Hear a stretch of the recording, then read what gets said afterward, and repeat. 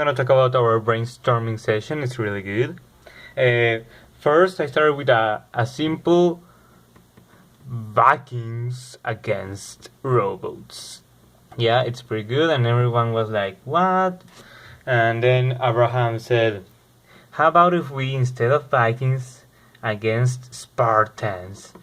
And I was like, "No, mate, that ain't just gonna work." And Carlos said, "Well, how about Spartans against the samurais?" And we were like, "Oh, mate, sorry, but it just can't be." And meanwhile, Angel was like telling random games like Battleship and also Risk, which is what we got these ideas from. Yes, samurais, yes. Meanwhile, we were discussing about which one was the best. Angel was just blurring out games like Monopoly, Jenga, even Jumanji. We were like, why?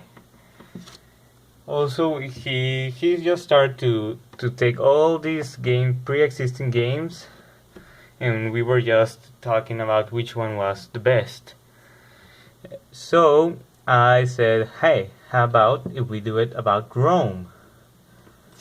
Like you are Rome and you have to conquer Europe." And they were like, "Nah, how about Spartans against Mayans?" And I was like, "Mate, that just simply doesn't do. No. And meanwhile, I was still with the Battleship, Connect 4, and all those games that really are pre-existing. So I said, "Hey, if you, Angel, are going to talk about pre-existing games, how about Civilization?"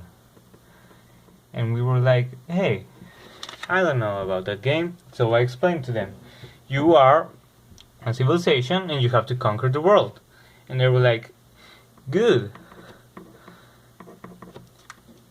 And that's how we got our game, which is like Risk, a kind of Risk and Civilization,